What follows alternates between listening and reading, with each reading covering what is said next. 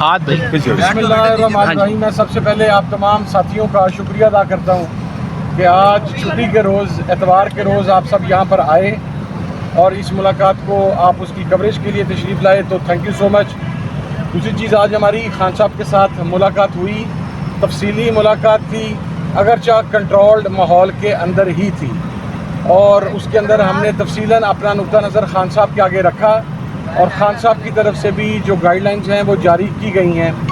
سب سے پہلے تو یہ کہ چونکہ گزشتہ رات ہمیں لیٹ آگاہ کیا گیا 2 بجے کے قریب آج کی ملاقات کے حوالہ سے، تو کمیٹی کے 2 ممبران حامد خان صاحب اور سلمان اکرم رضا صاحب، سیکرٹری جنرل پاکستان تحریک انصاف، وہ ٹائملی یہاں پر نہیں پہنچ سکے فوگ کی وجہ سے. چونکہ آپ کو پتہ ہے سینٹرل پنجاب میں راستے جو ہیں وہ فوگ کا پرابلم ہے، تو وہ لیٹ ہوئے، اگرچہ وہ ٹریول کر رہے ہیں، they are almost near to Islamabad. جی دوسری چیز یہ کہ دیکھیں، ہم اس بات کے اوپر بہت کلیئر ہیں، اور یہ خان صاحب نے آج دوبارہ یہ بات کہی کہ 9 مئی اور 26 نومبر کا میسیکر.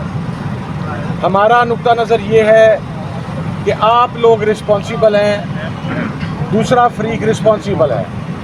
وہ یہ کہتے ہیں کہ ہم رسپانسیبل ہیں. اب اس کا بیسٹ سویلائز وے آؤٹ یہ ہے کہ ایک ایسا غیر جانبدار کمیشن تشکیل دیا جائے جو ذمہ داران کا تعین کر سکے، اور اس غیر جانبدار کمیشن کے اندر آج یہ بات بھی ہم آپ کو کلیئر کر دیں کہ ہم اپنی مرضی کا جج نہیں چاہ رہے. ہم سپریم کورٹ کے سینئر موسٹ ججز کی بات کر رہے ہیں، ہم کسی بھی غیر جانبدار جج کی بات کر رہے ہیں جو اس کو لیڈ کرے کمیشن کو، اور حقائق تک پہنچا جائے تاکہ جو ظلم و ستم کیا گیا ہے اس کا ازالہ ہو سکے اور ذمہ داران کا تعین ہو سکے.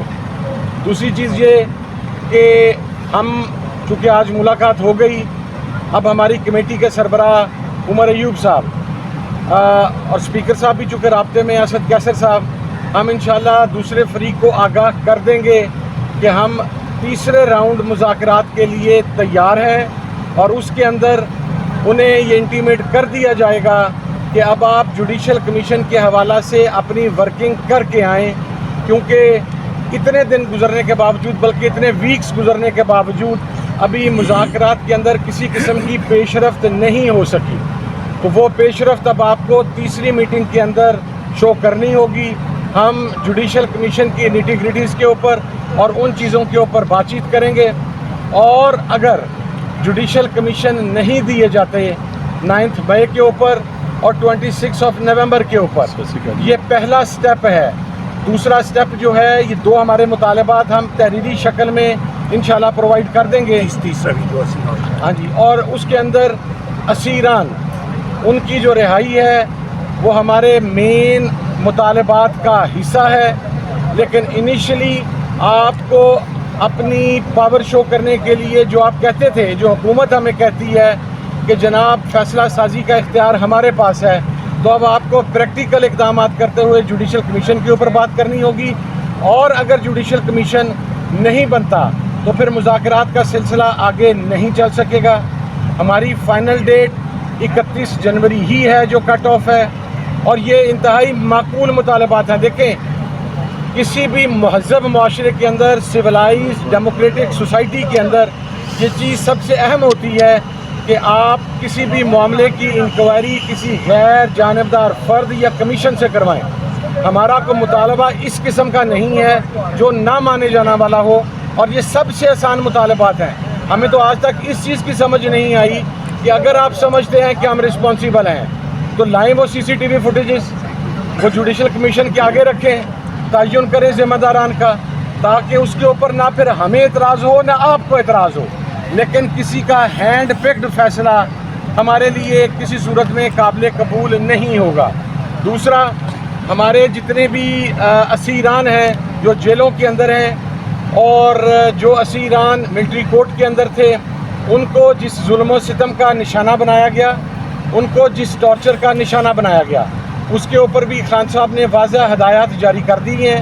ہم ہیومن رائٹس کے اندر اس معاملے کو انشاءاللہ اٹھا رہے ہیں. یہ معاملہ ہیومن رائٹس کا ہے. اور دیکھیں، سب سے آخری بات میں آپ کو عرض کر دوں کہ اب جو بال ہے اس مذاکرات کو منطقی انجام تک پہنچانے کی، وہ حکومت کی کوर्ट में है.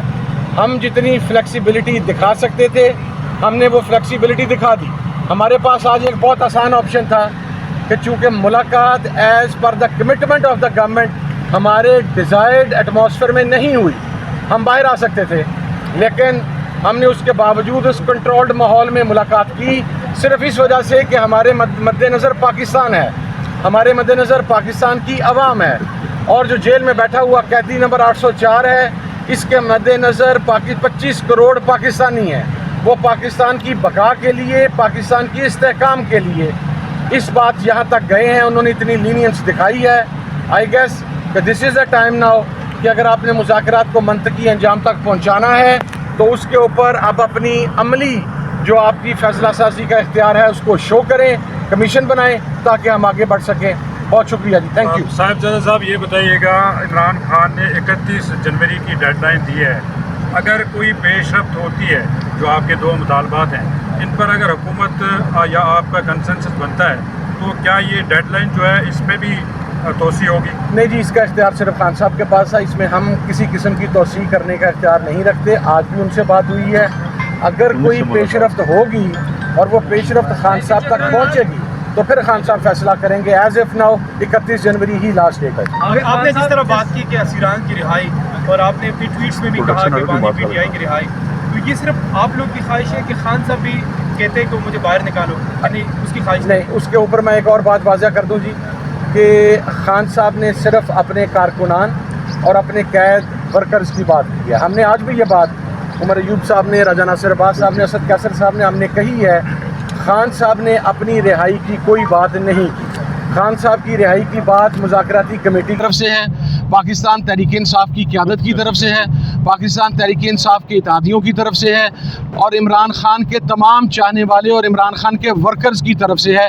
تو یہ ہماری ڈیمانڈ ہے, اور اس میں بھی ایک بات کلیئر کر دیں, کوئی ایگزیکٹو آرڈر نہیں, کوئی NRO نہیں, کوئی چیز نہیں.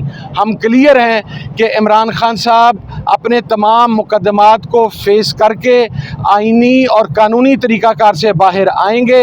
ہم صرف وہاں پر حکومت سے پروسیکیوشن کے کردار کے اوپر بات کریں گے کہ یہ جو ناجائز وکٹمائز کیا جاتا ہے, جس طرح خان صاحب کی ضمانتیں ہو گئی تھیں, شام کو ان کی روب کار جاری ہونی تھی اراؤنڈ اے منتھ اگو, لیکن پھر نیو ٹاؤن کے کیس کے اندر خان صاحب کا نام ڈالا گیا اور پھر اس کے بعد ریمانڈ اور جوڈیشل کر دیا گیا. تو یہ واضح انتقامی کارروائی ہے.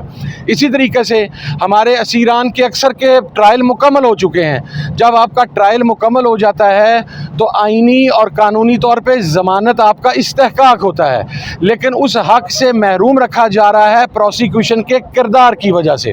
اور سب سے آخر میں جو کل کا ایک فیصلہ ایکسپیکٹڈ ہے, ہمیں پتہ ہے کہ وہ کیا فیصلہ ہے, اور ہمیں پتہ ہے کہ وہ فیصلہ پاکستان کی کسی نیک نامی کا سبب نہیں بنے گا, کیونکہ القادر کے اندر عمران خان صاحب, ان کی اہلیہ, ان کی فیملی کا کوئی ممبر, ان کی پارٹی کا کوئی ممبر کسی بھی حوالے سے بینیفیشری نہیں ہے. پیسے سرکار کے اکاؤنٹ کے اندر ہیں, اور بات ایک ٹرسٹ کی ہے جس میں نبی پاک صلی اللہ علیہ وسلم کی سیرت مبارکہ اور اسپرچولی کے اوپر لیکچرز ہیں, لوگوں کو تعلیم دینا ہے, وہ یونیورسٹی ہے, and that two is a trust. یہ کوئی ذاتی اونڈ پراپرٹی نہیں ہے, نہ یہ کوئی ذاتی یونیورسٹی ہے, یہ ٹرسٹ کا ہے. اور اسی وجہ سے ہم یہ سمجھتے ہیں دو نکاتی چارٹر آف ڈیمانڈ حکومت کو مذاکرات کے تیسرے دور کے لیے دینے جا رہے ہیں. کل اناؤنس کر دیا گیا کہ 190 ملین پاؤنڈ کا فیصلہ ہے. فیصلہ اگر اگینسٹ آتا ہے تو مذاکراتی عمل پہ کیا اثر پڑے؟ دیکھیں, مذاکراتی عمل کے اندر ہمارے رویوں میں تو تلخی آئے گی. یہ اگر آپ ایکسپیکٹ کر رہے ہیں کہ خان صاحب کو سزا سنانے کے بعد کو بڑے اچھے ماحول میں مذاکرات ہوں گے, سچویشن مزید رف اینڈ ٹف ہوگی. لیکن مذاکرات کے حوالے سے خان صاحب نے 31 جنوری تک کا گو ہیڈ دیا ہے, تو وہ اس ٹینس ماحول کے اندر جاری رہیں گے. اور ان مطالبات کے اندر اسیران کے حوالے سے میں ایک بات کر دوں, ہمارے اعجاز چودھری صاحب جو ہیں وہ اس وقت جیل کے اندر ہیں, سینٹ کا اجلاس ہے, ان کے پروڈکشن آرڈر بھی فوری طور پر جاری کیے جائیں تاکہ وہ آ کے اجلاس اٹینڈ کر سکیں. جو آپ اپنے مطالبات لے کر جا رہے ہیں, کیا اس پیپر پر عمران خان کے بھی دستخط موجود ہیں؟ नहीं, जब इमरान खान साहब ने उमर अयूब साहब की सरबराही में एक कमेटी बना दी, उसको मैंडेट दे दिया, तो फिर कमेटी के अरकान और कमेटी के सरबराह के सिग्नेचर मौजूद होंगे ना। इमरान खान के सिग्नेचर उस पर क्यों रिक्वायर्ड है? ये चीज़ मान ली जाए कि फैसले का इख्तियार उमर अयूब साहब के पास है। इमरान यस, उमर अयूब साहब को इमरान खान साहब ने पूरा मैंडेट दिया है। इस कमेटी का कोई भी रुकन हो, वो उमर अयूब साहब हों, वो CM KP के अली अमीन गंडापुर साहब हों, वो राजा नासिर अब्बास साहब हों, वो असद कैसर साहब हों, हर बंदे के पास ये इख्तियार है कि वो मुज़ाकरात के ऊपर गुफ्तगू कर सकता है, मुज़ाकरात के ऊपर अपनी इनपुट दे सकता है। लेकिन देखें, हम प्रिंसिपल किस्म के लोग हैं, मैच्योर सियासी लोग हैं। जब कमेटी का सरबराह हमारे साथ है, तो जो भी इन राइटिंग ख़तो किताबत होगी वो कमेटी के सरबराह की सिग्नेचर के साथ विद हिज कंसेंट, और ऑब्वियसली खान साहब का इन पर एतमाद है तो ये कंसेंट है, तो वो इसी के मुताबिक होगा जी। और खान साहब